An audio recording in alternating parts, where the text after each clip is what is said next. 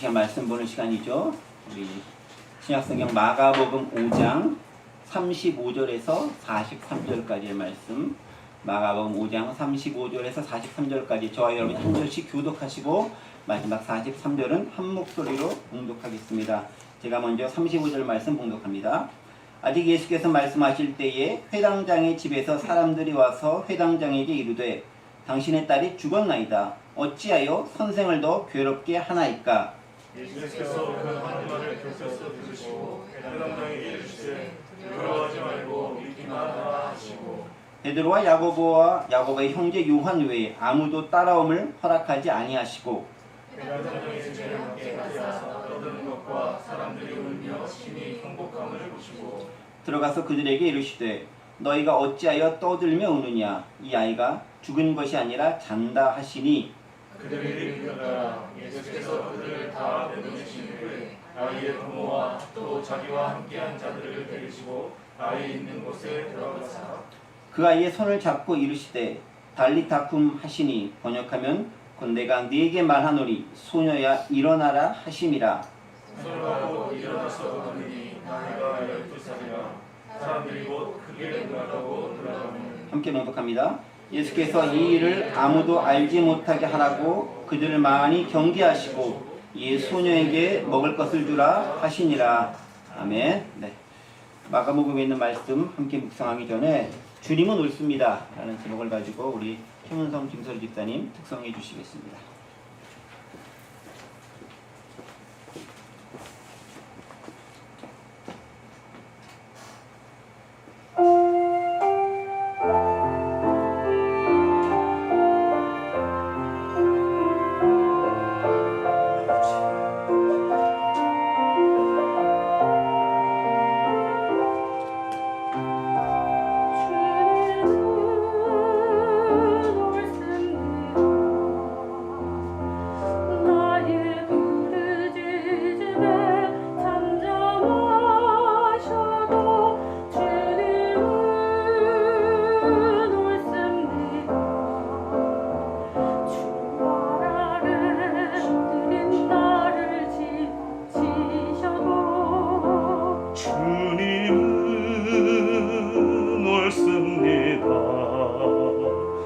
나의 간절한 소원에 침묵하셔도 주님은 옳습니다. 주 따르는 나를 외면하셔도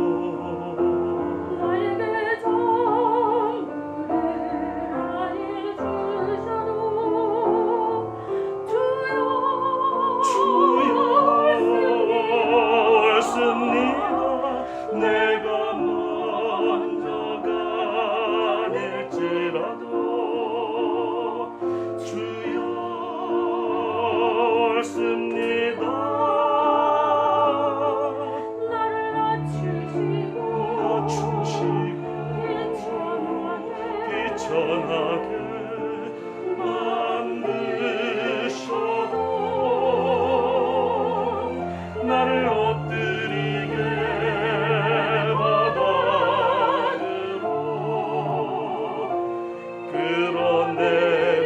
끌어내리셔도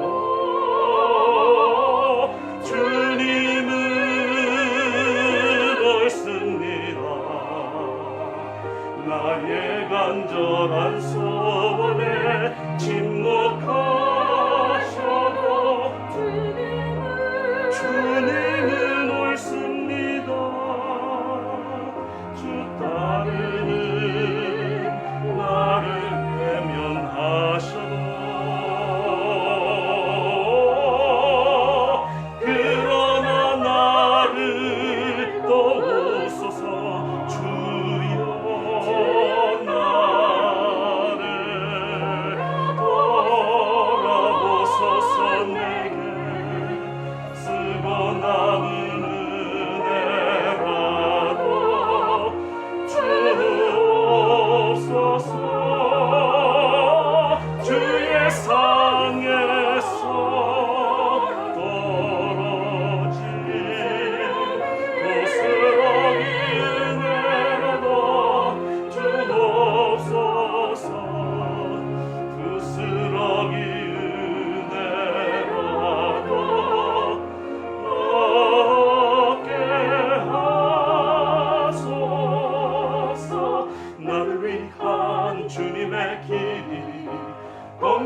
공평합니다. 나를 위해 언제나 옳습니다. 나를 위한 주님의 길이 공평합니다. 나를 위해 언제나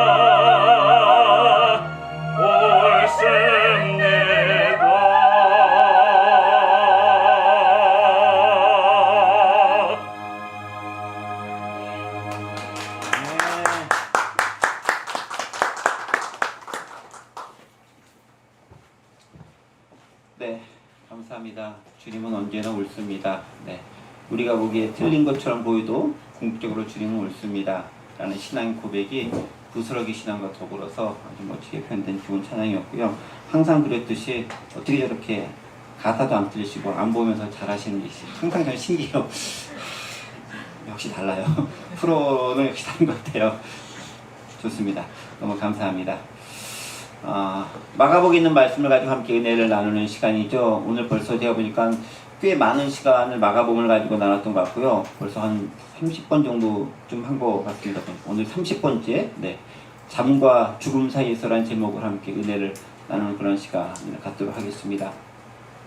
우리 지난 시간까지 지금 계속해서 한 3주 정도째 보고 있는 것들이 혈루증 여인에 대한 얘기, 그리고 그것을 둘러싸고 있는 야이로와 또 야이로의 딸이 회복되는 이야기, 그 이야기를 가지고 함께 은혜를 나누면서 하나님께서 그 안에서 어떻게 역사하시고 특별히 예수 그리스도께서 믿음과 구원에 대해서 어떻게 말씀해 주시고 우리 가운데 배워야 할 것이 무엇인지 가르쳐 주시는가라는 것들을 배우는 시간들을 함께 보고 있습니다.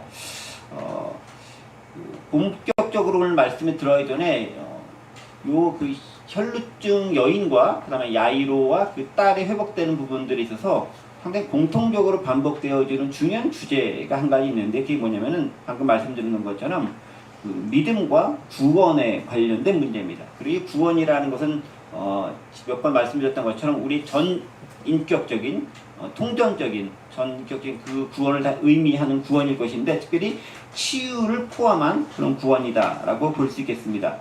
그런데요, 우리가 보통 이제 병이 걸리거나 아프거나 했었을 때 그것이 믿음은 낫다 할지라도 믿음으로 낫게 해주십시오, 믿음으로 치유해 주옵소서 라고 우리가 보통 많이 간구하고 기도하는 것이 일반적인 모습입니다. 그런데 오늘 본문을 포함한 이 혈루증 여인이나 혹은 야이로의 야이로, 딸의 병을 고치기 위한 그 아버지의 간구, 기도의 내용들을 보면은 이것이 단지 그 치유하는 것, 낫게 하는 것의 차원을 넘어서 성경 말씀 보면은 구원이라고 하는 단어를 유독 강조해서 사용하는 것을 발견할 수 있습니다. 여러분 그 말씀을 잠깐 볼게요. 마가복음 5장 23절에 있는 말씀인데요. 야이로가 예수님을 만나자마자 간구하는 장면입니다. 마가복음 5장 23절에 기록이 되어져 나왔죠. 네. 간곡히 구하여 이르되 내 어린 딸이 죽게 되었사오니 오셔서 그의 손 얹으사 그로 구원을 받아 살게 하소서. 구원을 받아 살게 하소서라는 표현을 쓰고 있거든요. 낫게 하소서라는 표현 대신에 구원이라는 단어를 사용하고 있다는 거예요. 물론 영어로 보면 healed라는 단어를 쓰고 있긴 하지만 한국말로는 그 모든 걸 포함해서 구원이라는 쓸 때는 당연히 이유가 있겠죠. 구원이라는 쓴다는 거죠. 뿐만 아닙니다. 그 혈루증 걸렸던 여인이 나은 다음에 그 여인도로 돌아가라라고 예수님께서 선포하는 말씀에도 또 역시 구원이라는 단어가 나옵니다. 마가복음 5장 44절에 있는 말씀이죠. 마가복음 5장 34절 말씀입니다. 지난주 같은 말씀이죠. 예수께서 이르시되 딸아 내 믿음이 너를 구원하였으니 평안히 가라. 내 병에서 놓여 건강할지어다 라고 기록하고 있습니다. 그러니까 혈루증 여인이 난 장면이나 또 야이로가 자신의 딸을 낫게 하는 장면이나 둘 다 모두 공이 믿음과 관련되어서 구원이 그 가운데 연결되어져 있다는 것을 발견할 수 있습니다. 단지 낫는 차원이 아니라 구원이라고 하는 측면을 그들이 간구하고 있고 또 예수님도 그 단어를 굳이 꼭 집어 사용하시면서 구원받았다, 구원했다라고 이야기하고 있다라는 거죠. 자, 그러면 도대체 이 믿음과 구원의 관계, 또 믿음과 치유는 어떤 관계성을 좀 가지고 있는 것인가라는 부분들 조금 종합적으로 제가 몇 번에 걸쳐 말씀드렸지만 조금 언급한 다음에 넘어가도록 하겠습니다. 구원과 믿음의 관계에 있어서 일단 첫 번째 의문이 이거예요. 누구의 믿음인가? 누구의 믿음인가? 여러분 야이로가 딸이 고쳐지는 것의 믿음은 누구의 믿음이었습니까? 고침을 받는 대상은 딸이지만 믿음은 야이로의 믿음이라는 거죠. 그렇죠? 딸을 향한 아버지의 믿음이 딸을 고치게 했다라는 것입니다. 그런데 혈증 여인 같은 경우는 어떻습니까? 누구의 믿음입니까? 자신의 믿음인 거죠. 혈증 여인, 걸린 여인 자신의 믿음이 자신의 병을 낫게 하고 고치게 했다라는 것입니다.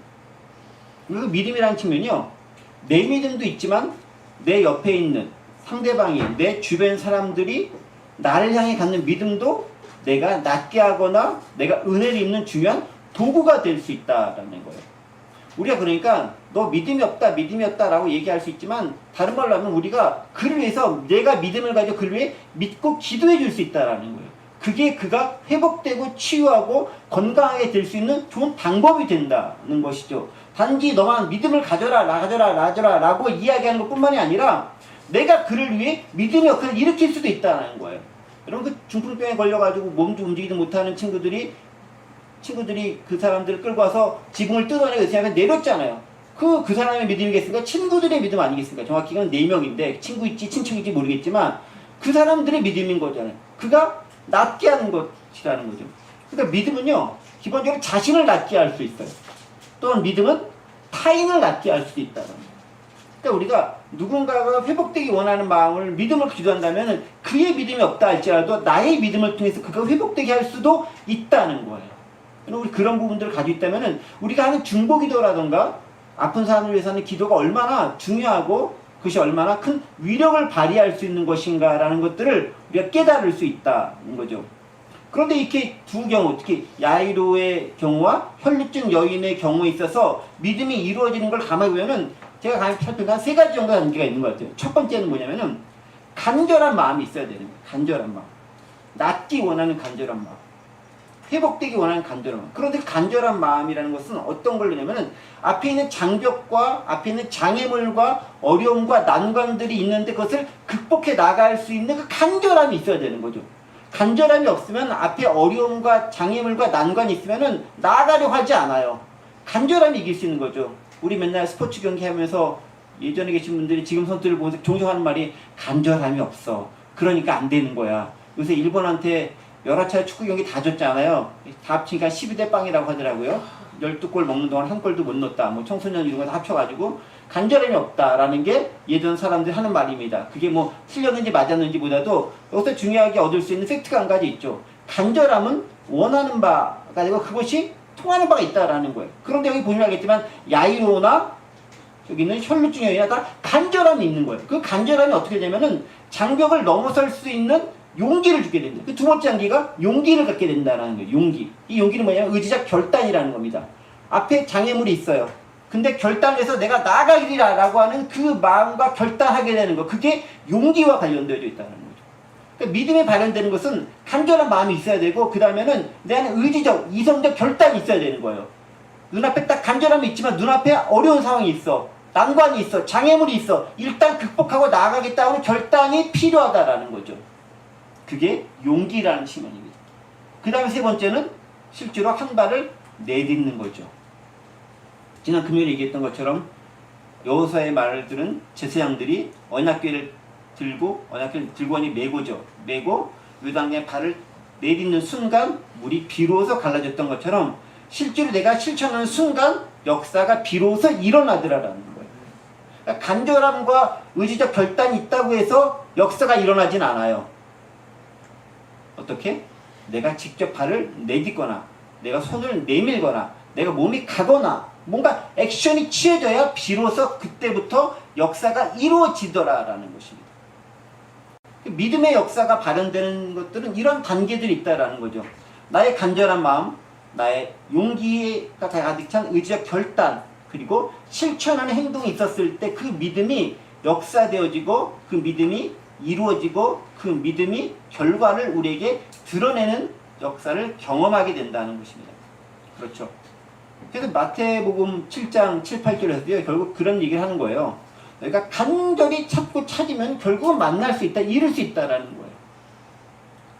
그 마태복음 7장 7, 8절이죠. 구하라 그러면 너에게 주실 것이요, 찾으라 그리하면 찾아낼 것이요 문을 두드리라 그럼 너에게 열릴 것이니 구하는 이마다 받을 것이요 찾는 이가 찾아낼 것이요 두드리는 이에게 열릴 것이니라 라고 선언하고 있습니다. 왜요?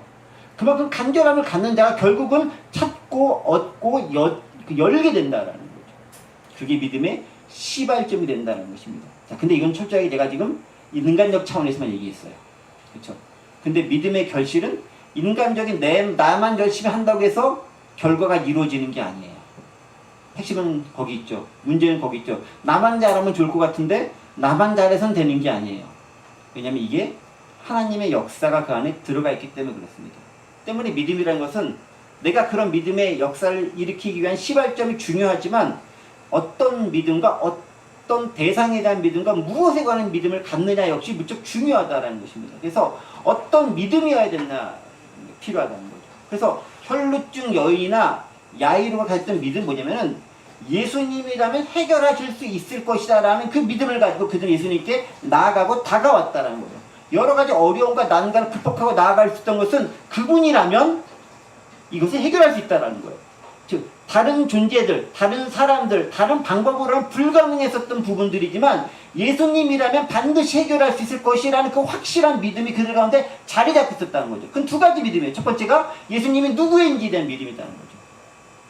예수님은 하나님의 아들이나 혹은 하나님과 방불하신 분으로 이 문제를 해결할 수 있는 분이다. 두 번째 어떤 의미가 그분의 능력에 대한 믿음입니다. 그분의 능력이면 이것들을 가능하게 할 것이다 라는 믿음이 있어야 된다.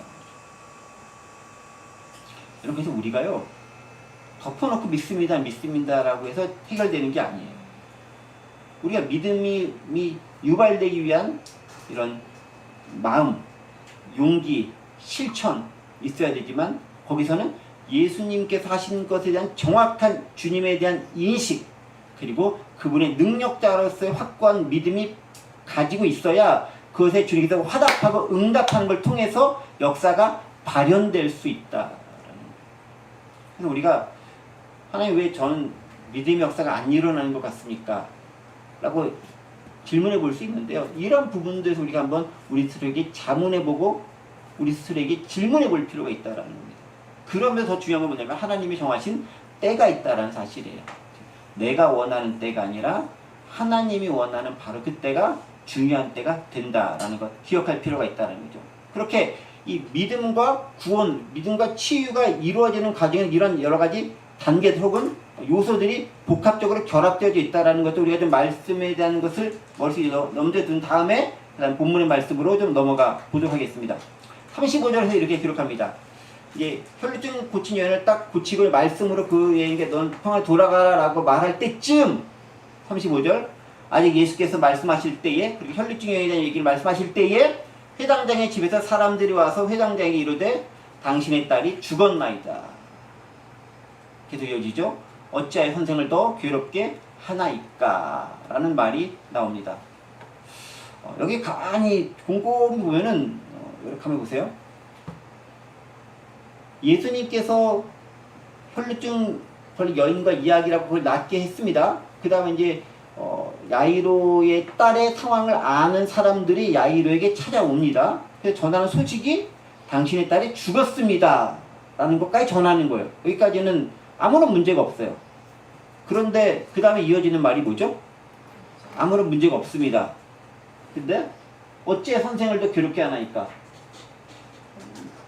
여러분들이 보기엔 이게 무척 자연스럽게 연결된 것처럼 보이지 않다고 대답하는 게 이제 옳은 표현이겠죠? 저랑 같이 이렇게 말씀 오래동안 봤으니까. 그쵸? 네. 네. 아니, 이거는 없어야 되는 게 맞아요. 네. 당신의 딸이 죽었습니다.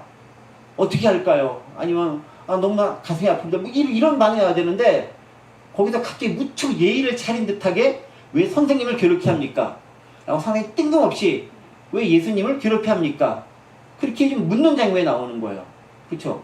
문맥상으로 정황상으로 봤을 때 상당히 어울리는 듯한 그런 문장은 아니다라는 거죠. 그런데도 이 문장이 들어가 있어요. 왜 그랬을까라는 거예요. 물론 저만 궁금했고 여러분이 별로 궁금하지 않았는데 지금 궁금하게 제가 유도를 하는 거예요. 왜 이 문장이 나왔을까라는 거예요. 사실 이거 없어야 자연스러워요. 당신의 딸이 죽었습니다. 이제 그만 돌아가시죠. 그 정도쯤 될 수 있겠죠. 근데 어찌하여 선생님을 괴롭게 하나이까? 거기 이제 그 소식을 전하는 사람이 예수님을 얼마나 잘한다고, 얼마나 친근감하고, 얼마나 은혜를 입었다고 예수님 괴롭게 합니까? 라고 예수님 편을 들면서 이야기해 주겠어요. 무척 예의 바른 것처럼 보이지만 그렇지 않다라는 거죠. 이 안에 깔려져 있는 사람들의 인식이 있다라는 겁니다. 무슨 인식이겠어요? 어찌하여 선생님을 괴롭게 합니까? 그 말은 뭡니까? 이제 선생님 모시오지 않아도 되니까 선생님 갈 수 있도록 그냥 내버려 두고 당신 그냥 딸에게로 와서 장례 진행해 주세요. 그런 의도가 이 안에 깔려져 있는 거잖아요. 어찌하여 선생님을 괴롭게 합니까? 라는 말은 선생님께서 하실 일 더 없습니다. 그건 그냥 놔두세요. 그리고 우리는 우리의 일하러 빨리 돌아갑시다. 라는 게 이 안에 들어있는 거잖아요. 그쵸? 자, 그럼 뭐 있습니까? 왜 그런 의도가 있겠습니까? 사람들에게 있어서는 명확한 한 가지가 있는 거예요. 딸이 죽었다? 게임이 이제 오고다라는 거예요. 딸이 언제, 예수님이 언제 필요한 겁니까? 딸이 아직 죽지 않았을 때. 간당간당하게라도 호흡을 하고 있을 때. 심장이 조금이라도 뛰고 있었을 때 그때 예수님이 오셔야 예수님의 효용가치가 있는 것이지 딸이 목숨이 이미 끊어진 다음에 숨이 멎은 다음에 오셔야 아무 소용이 없습니다 라는 것이 그들 사람들 마음 가운데 가지고 있는 기본적인 전제다라는 거예요. 그러니까 사람들이 예수님 어떻게 보냐면 이렇게 보죠. 예수님이 치료하신 분 맞아요. 이미 그 소문 쫙 퍼졌잖아요.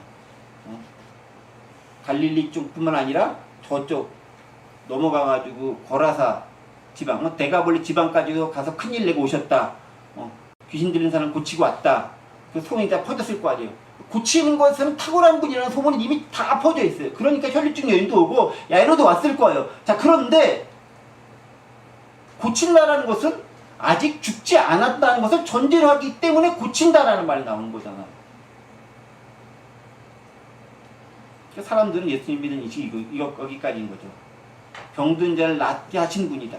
그러나 죽은 자를 살리는 것은 이분의 일이 아니다라는 게 사람들이 가지고 있는 예수님에 대한 전제다.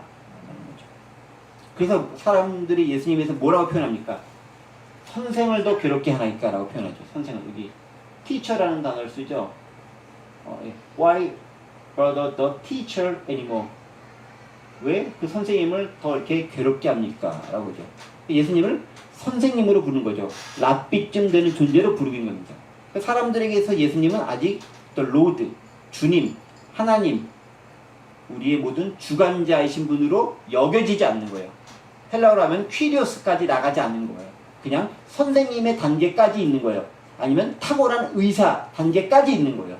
죽은 자를 살리는 건 못하지만 죽지 않는 자가 있으면 그들을 완전하게 할 수 있는 것까지는 하실 수 있는 탁월한 가장 최고의 명의로서의 예수님으로만 사람들이 인식하고 있는 거라는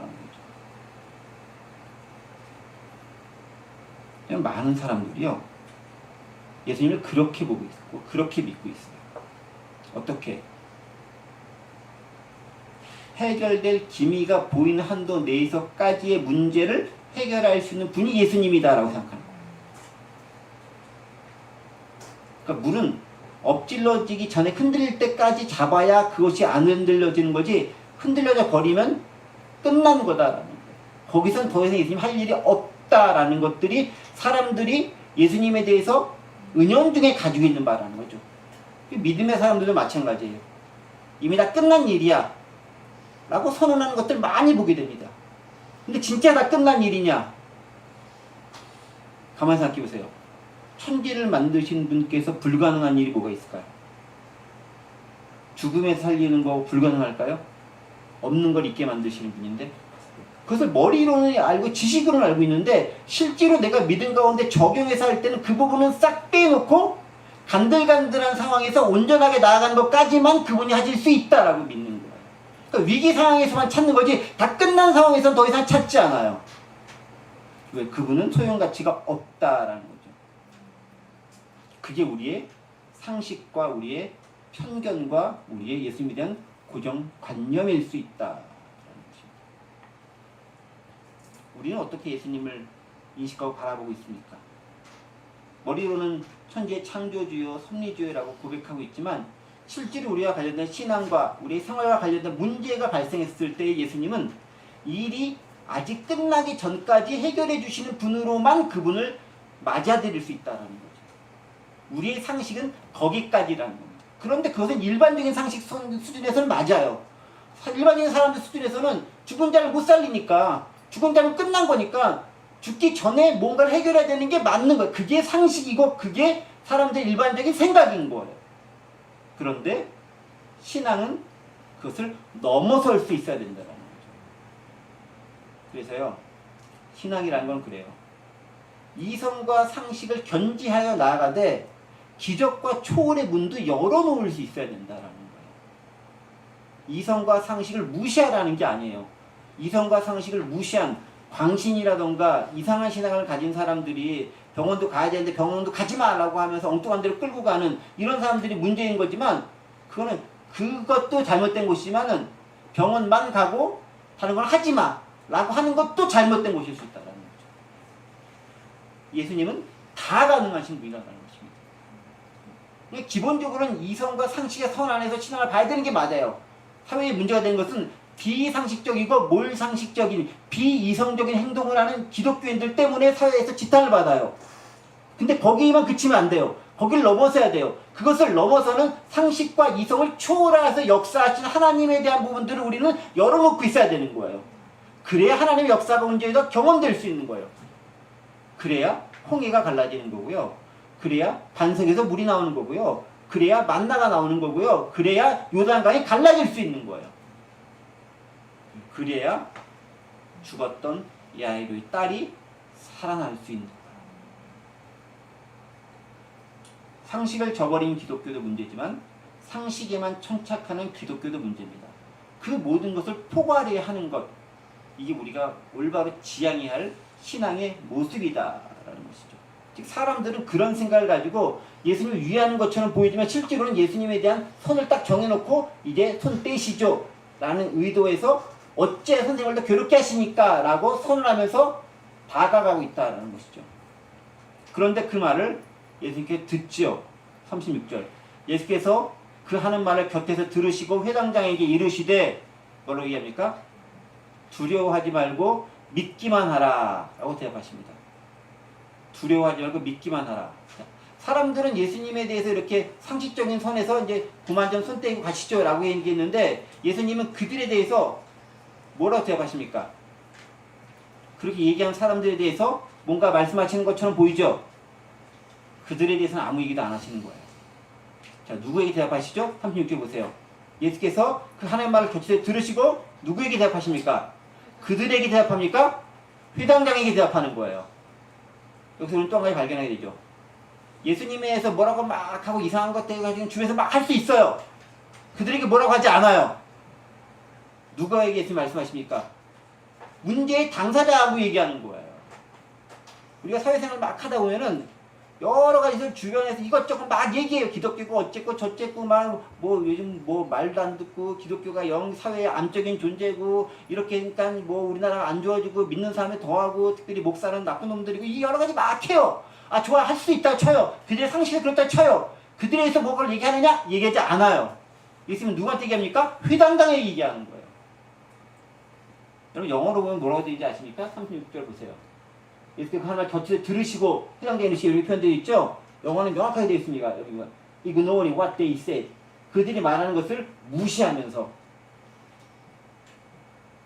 우리 세상 사람들이 지혜예요. 막 말하잖아요? 무시해버리세요.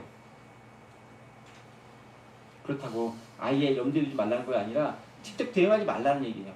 이걸 다 포함해서 이야기하시니까. 그 다음에 Jesus told the synagogue ruler. 회당장에게 예수님께서 말씀하셨다는 거죠. Don't be afraid, just believe. 두려워하지 말고 믿어라 라고 얘기합니다. 지금 예수님의 관심은 사람들에게 있지 않아요. 누구에게 있죠? 회당장에게 있는 거예요. 예수님을 초청한 사람은 회당장이지 않아요. 이 회당장과 문제 해결되는 거죠. 그러니까 회당장 네가 어떻게 보는가가 중요하다는 거예요.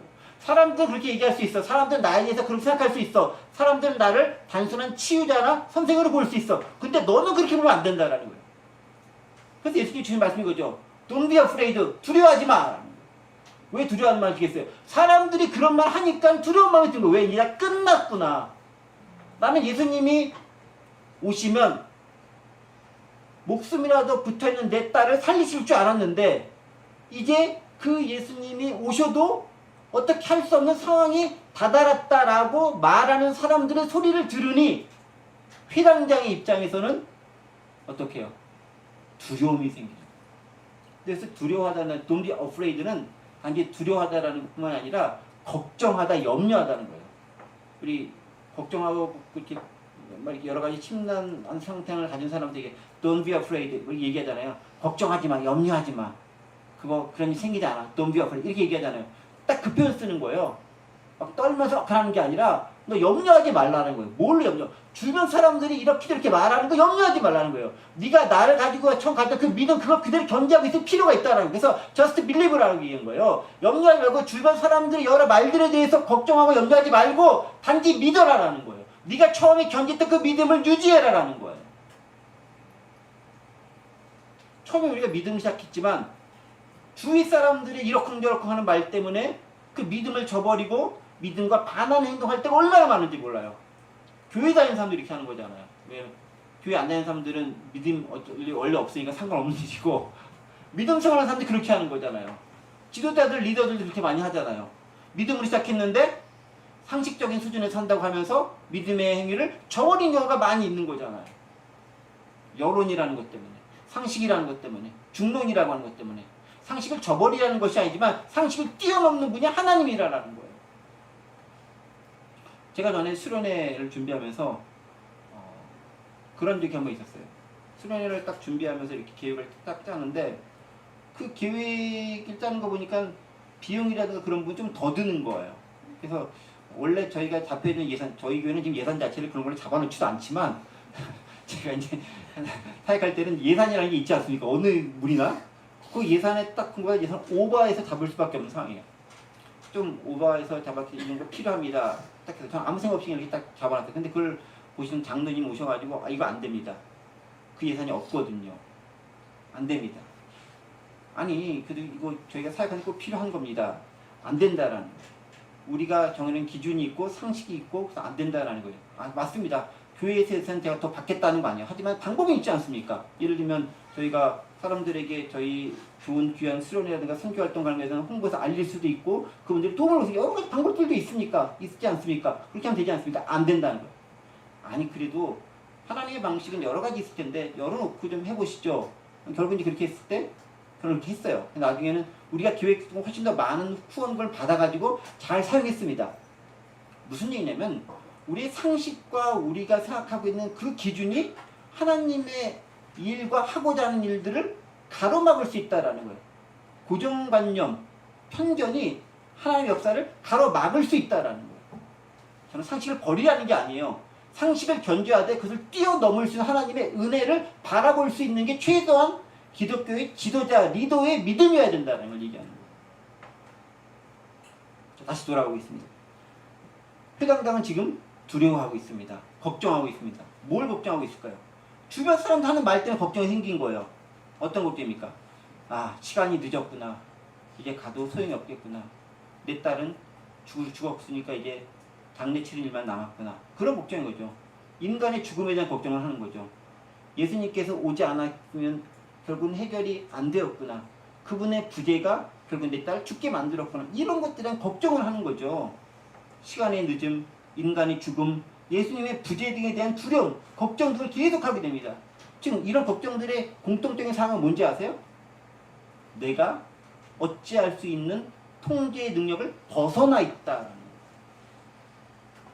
그러니까 우리의 걱정은 그거죠. 내가 할 수 있는 범위 내에 있으면 걱정 안 하는 거죠. 그렇죠? 특히 이제 PJ 성향이 있으신 분들은 절대 걱정, 그걸 딱 끝내놔야 마음 편하게 이렇게 다음을 진행해 나갈 수 있는 거잖아요. 거기서 벗어나면 마음이 힘들잖아요. 특히 그렇잖아요. 요새 워낙 그 MBTI가 유명해서 한국처럼 그 MBTI가 영향을 강력하게 끼치는 나라들도 거의 없대요. 근데 그렇다고 하는데 이제 PJ 성향이 특히 그런 거잖아요. 딱 정해놓은 그 틀에서 벗어나면은 마음이 어려워지고 힘들어지는 거잖아요. 그러니까 그분들이 잘못했다라는 것을 얘기하는 게 아니라 그게 인간의 모습이라는 거예요. 왜? 내가 통제할 수 있는 상황을 벗어나는 것이 두려운 거예요. 지금 야이로도 그거인 거예요. 내가 통제할 수 있는 상황은 없는 거예요. 이제 이미 내 딸은 죽었어. 통제를 넘어가는 거잖아요. 살아있는 동안에 아비로서 할 수 있는 뭔가가 있는 거지. 죽었는데 뭐. 힘든 거다. 그래서요. 인간이 가장 힘들어하는 게 통제 불능의 상황에 처하는 것을 가장 힘들어하는 거예요. 그것을 다른 말로 하면 제가 지난번에 말씀드렸던 것처럼 예측할 수 없는 상황, 예측 불가능성, 불확실성, 이걸 가장 두려워하는 거예요. 회사도 그걸 힘들어하고요. 각 개인도 그걸 힘들어해요.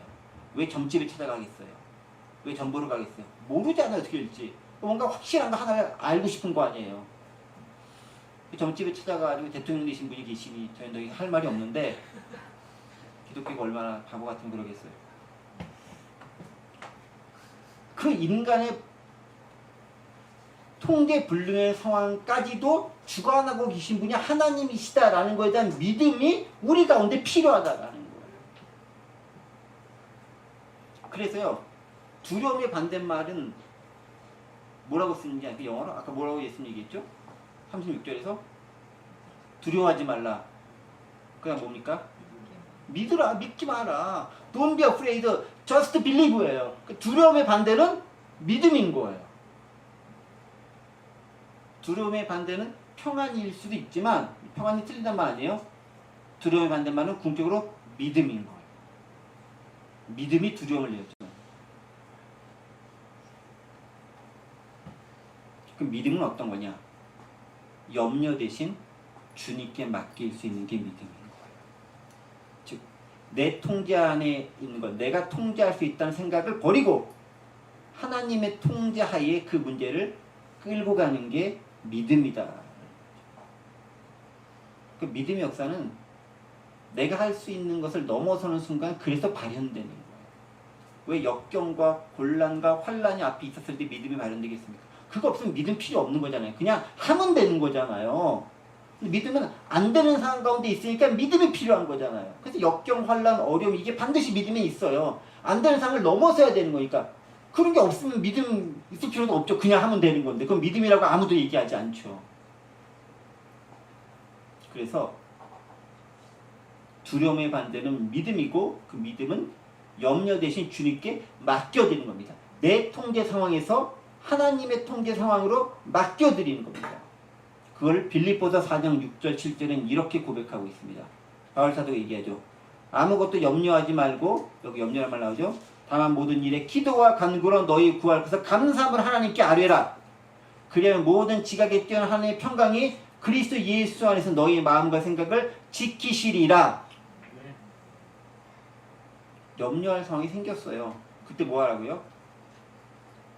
기도와 간구로 감사함을 하나님께 아뢰라, 맡겨드리라라는 거예요. 네 문제에서 벗어나 하나님의 문제로 올려드리라라는 거죠. 그럼 네가 뭘 얻는다? 네가 원하는 성과를 얻는다가 아니라 모든 지각에 뛰어난, 우리의 이성을 초월한, 지각에 뛰어나는 말을 영어 성경을 보면요, 너의 이성을 초월한이라는 뜻이 되어 있어요. 영어 성경 제가 안 하는데 찾아보세요. 너의 이성을 초월한 하나님의 진짜 평강이 너를 지킨다라는 거예요. 지금 당장 네가 원하는 대로 문제가 해결된다라는 게 아니라 하나님의 평안이 우리를 지켜준다라는 거예요. 그러니까 이거예요. 평안도 두려움의 반대말이 맞는 거예요. 그런데 믿음과 더불은 평안이 있다라는 거예요. 그 평안은 믿음으로 말미암아 오는 평안이라는 거죠. 그리스도 예수는 너희 마음과 생각을 평강이 지킨다라는 거죠. 두려움은 뭐가 두려운 거예요? 내 마음이 두려운 거잖아요. 그 마음의 두려움을 떨쳐버리는 게 관건이라는 거예요. 그래서 지금 예수님은 다시 넘어가서 얘 아이에게 얘기하는 거예요. 네가 딸을 믿음으로 고치기 원하느냐? 그 믿음 지키라라는 거예요. 그리고 네가 할 수 있는 통제성을 벗어났으니까 이제 그 문제 나에게 맡기라라는 거예요. 지금까지 네가 할 수 있는 것 가장 최선의 방법이 뭐겠습니까? 예수님께 찾아오는 것까지가 최선의 방식인 거잖아요. 매달리는 것까지인 거잖아요. 그 다음에 뭐하라? 나한테 맡겨라. 그 다음에 어떻게 합니까? 예수님께서 이제 그 문제를 해결하시는 거죠. 이제 문제는 야이로의 손에서 예수님의 손으로 넘어갔습니다. 너는 믿어. Just believe. 37절. 베드로와 야고보의 형제 요한 외에 아무도 따라옴을 허락하지 아니하시고 어디 가시는데 고치러 가시는데 딱 3명만 데려가는 거죠. 여기가 가장 처음 나온 장면이에요. 우리가 잘 아는 베드로, 야고보, 요한 많이 읊어지는 예수님의 그 3명의 가장 최측근 3명 할 때 언급되는 게 가장 첫 번째 나오는 건데 베드로, 야고보에 딱 3명만 데려갑니다. 그리고 허락하지 않는다. 왜 허락하지 않았을까요? 아니 갈 거면 더 많은 증인들 내세우기 위해서 12명 다 데리고 가고 12명만 있었을까요? 여인들을 포함한 예수님의 제자단 무리들 많잖아요. 또 다른 사람들 많잖아요. 우르르 가가지고 딱 보면 훨씬 더 많은 증거 될 거 아니에요. 그러면 좋은데 왜 딱 3명만 골라서 다른 제자들을 섭섭하고 서운하게 왜 그랬을까? 아직 예수님께서 죽은 자를 살리시는 그런 특별한 기적은 아직은 완전하게 공개되기 좀 이르다라는 거죠. 왜 이른가? 이것은 가장 특별한 생명의 주관자이심에 대한 것을 드러내는 것인데 이 생명의 주관자이심을 드러내는 것이 밝혀지는 순간 사탄과 마귀의 공격이 훨씬 더 강력하고 집요해지기 시작합니다. 곧 예수님의 죽으심이 가까울 수 있다라는 거죠. 근데 아직까지는 사역 초반기인 거예요.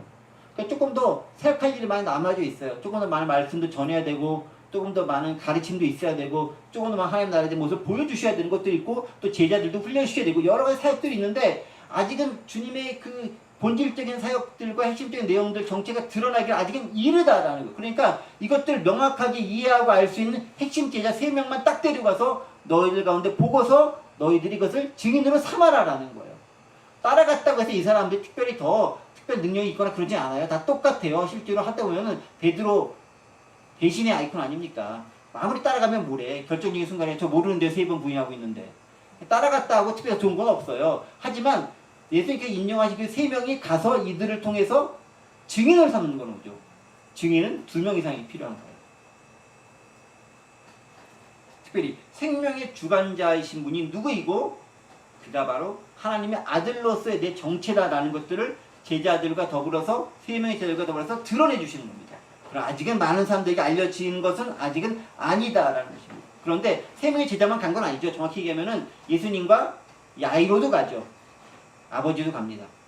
딸린대로 갑니다. 그래서 거기서 고치게 됩니다. 자, 거길 딱 갔습니다. 가니까 어떤 일이 발생합니까? 38절 보면은 회당장이 집에 함께 가서 떠드는 것과 사람들이 심히 울며 통곡하는 것을 보다. 딱 가니까 사람들이 울고 통곡하고 막 난리가 난 거예요. 어떡하겠습니까? 그게 사람들의 반응이죠. 우리 존경하는 회당장 야이로의 그 귀한 딸, 12살짜리 그 예쁘고 어린 딸이 죽었는데 사람들 가운데 얼마나 마음이 아프겠어요. 거기다가 아빠는 딸 살리겠다고 예수님 쫓아가가지고 모셔오려고 갔는데 오지는 않고 죽었어요. 웅성웅성거리면서 막 하겠죠. 그 일반적인 사람들의 반응이겠죠. 웅성거림, 떠듦, 야단법석, 애통해함, 지극히 인간적인 반응들이 그 모습들을 통해서 드러나고 있습니다. 갑작스러운 죽음으로 인해서 그들이 드러나고 있습니다.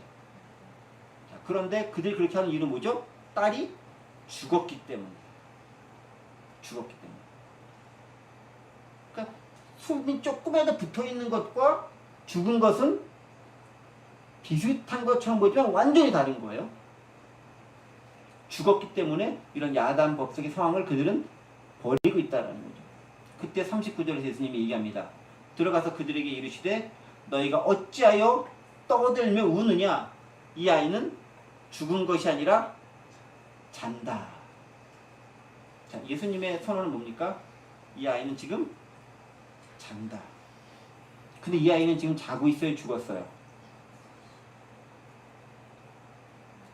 아니, 자고 있어요? 죽었어요? 죽었잖아요. 이 아이가 자고 있다고 하면은 예수님이 사기치는 사람이 되는 거예요. 성경이. 왜냐면은 실제 죽지도 않았는데 죽은 것처럼 했다라고 써있는 거니까. 실제로 죽은 거예요. 근데 예수님이 뭐라고 표현하죠? 잔다. 왜 이런 다른 표현이 나올까요? 사람들은 죽었다고 얘기하고 죽은 게 맞는데 왜 예수님은 잔다라고 표현했을까요? 오늘 여기까지만 얘기하고 마무리할 건데 왜 그럴까요? 그게 사람들이 보는 것과 예수님이 보는 것의 차이다. 결정적 차이다는 거죠. 사람들은 육신의 연약함을 가지고 있기 때문에 우리의 제한적인 시각과 제한적인 판단 하에 내에서 결정을 내릴 수 있는 최대한의 것이 죽음이었다라는 거예요. 의학적인 죽음의 결론을 내릴 수 있는 거죠. 근데 하나님의 관점에서 볼 때는 죽은 게 아니에요. 더 정확하게 명확하게 말씀드릴까요? 하나님 앞에서는 죽음이란 없어요.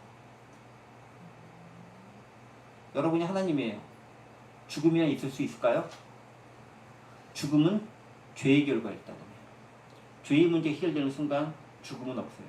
왜 우리가 영생하나요? 죄의 문제 해결된 저 천국으로 가면 그것은 영생인 거예요.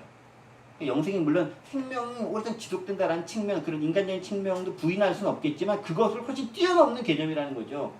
하나님과 더불어 영원한 교제를 나누는 그 상태 가운데 들어가게 되는 것인데 그것에는 죽음, 질병, 고통, 아픔 이런 거 없는 거예요. 그러니까 하나님의 존전, 하나님의 나라, 하나님의 관점에서 죽음은 존재하잖아요. 죽음이 존재한다는 건 뭐예요? 사탄과 악의 세력들이 여전히 떨치고 있다는 것이 죽음의 그 결과가 죽음이라는 거예요.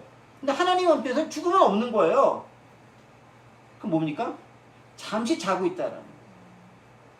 그러니까 예수님은 하나님의 관점에서 정확히 얘기하는 거예요. 사람들은 자기들의 관점에서 얘기하는 거예요. 둘 다 틀린 건 아니에요. 그러나 예수님의 관점은 하나님의 관점, 하나님의 아들로서 그 야이로의 딸의 상태를 명확하게 보시고 얘기하는 거예요. 얘는 죽은 게 아니야. 얘는 살아있어. 얘는 지금 자고 있을 따름이야. 조금 있으면 깨어난다라는 거예요. 하나님에게 인간이 죽으면 잠시 눈을 감고 쉬는 것과 비슷한 것 같아요. 하나님의 관점에서 보느냐 인간의 관점에서 보느냐가 다르다라는 거예요. 그래서 여러분 요한복음에 이거만 찾아볼 텐데 이렇게 얘기하고 있죠. 요한복음 11장 11절 요한복음 11장 11절 무슨 얘기 나올 거라고 생각하십니까? 요한복음 11장 이미 스크린에 나왔어요? 나사로 얘기 나오는 거죠. 나사로 죽었잖아요. 그리고 예수님께서 일부러 죽은 거 확인시켜 주려고 4일이나 지난 다음에 갔잖아요. 장례 다 끝난 다음에 갔잖아요. 예수님 뭐라고 말씀하시죠? 11절 이 말씀하신 후에 또 이르시되 우리 친구 나사로가 잠들었도다. 내가 깨우러 가노라. 예수님께서 보시기에 나사로는 잠든 거예요. 그게 하나님의 관점에서 죽은 자들을 보는 시각과 관점이라는 거예요. 우리가 하나님의 관점 세상을 바라본다면 그런 관점을 볼 수 있어야 되는 거예요. 다른 사람들이 죽었다고 했었을 때 아니야 자는 거야. 다른 사람들이 불가능하다고 얘기했을 때 아니야 일어날 수 있어. 다른 사람들이 어렵다라고 했을 때 아니야 하나님의 다른 계획이 있어 라는 것들을 다르게 볼 수 있는 것, 그게 하나님의 시각으로 볼 수 있는 눈이라는 거죠. 이게 기독교인들이 안 가지면 누가 가져요? 예수 잘 믿는 사람들이 안 가지면 누가 가져요? 예수 안 믿는 일반 사람들이 가져요? 그걸 다른 사람들은 뭐 비전, 뭐 희망, 뭐 이런 뭐 프로스펙션 뭐 이런 걸 많이 표현을 해요. 하지만 중요한 건 하나님을 믿는 믿음의 관점으로 봤었을 때는 기본적으로 다르게 볼 수밖에 없다라는 거예요. 우리가 많이 믿음 안에서 본다, 신앙을 본다라고 하지만 실적으로 대부분의 것들은 그냥 인간적인 똑같이 뭘로 보는 거예요. 근데 신앙이란 말만 덧붙여놓는 것에 불과할 수 있다. 근데 진짜는 뭐겠습니까? 예수님은 죽은 게 아니라 잔다라는 거예요. 그게 올바른 표현이다라는 거죠. 그리고 그것은 한 가지 더 사실은 감춰놓은 비밀이 있는 거죠. 이렇게 얘기할 수 있는 그것이 뭐겠습니까? 요한복음 5장 29절입니다. 여기까지 얘기가 마치는 건데 요한복음 5장 29절 선한 일을 행한 자는 생명의 부활로 악한 일을 행한 자는 심판의 부활로 나오리라. 즉 예수님이 얘기한 것은 부활을 염두에 두고 계셨기 때문이라는 거죠. 부활까지. 그쵸? 부활이 있으면 죽은 거는 잠시 자는 것이 될 수 있는 거죠. 우리의 시각을 보더라도 그렇죠.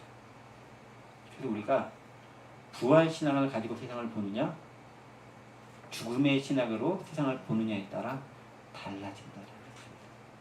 많은 기독교인들이 믿음을 얘기하면서도 죽음의 신학, 인간의 신학으로 세상을 바라봅니다. 그러나 진짜 신앙은 거기 있지 않죠. 부활의 관점으로 보는 거죠. 그게 하나님의 시각, 예수님의 시각을 봅니다. 그렇게 볼 때 세상은 다르게 보이는 것이고, 그렇게 볼 때 믿음은 역사되는 것이고, 그렇게 될 때 기적은 일어나는 것이고, 그렇게 될 때 하나님의 나라는 비로소 펼쳐지게 되는 것이죠. 바로 그렇게 놀라운 나라의 쓰임 받을 수 있는 저 여러분들 되시기를 간절히 원합니다. 기도합니다. 은혜와 사랑의 하나님 아버지 감사합니다. 우리가 바라고 있는 많은 것들이 우리의 상식과 우리의 세상적인 기준으로 보는 것들이 많습니다. 틀린 것은 아니지만 그것을 넘어설 수 있는 믿음과 용기 허락해 주시고, 참다운 믿음이란 용기와 더불어 실천할 수 있는 것, 그리고 하나님의 시각으로 볼 수 있는 올바른 눈을 갖는 것인데, 그 믿음을 가지고 세상을 바라보게 하시고 그 안에서 겪고 경험할 수 있는 하나님의 참담 평강이 우리 가운데 임할 수 있도록 도와주시고, 부엌하늘의 공동체 지체들 가운데 함께하여 주옵소서. 감사드리며 예수 그리스도의 이름으로 기도하옵나이다. 아멘.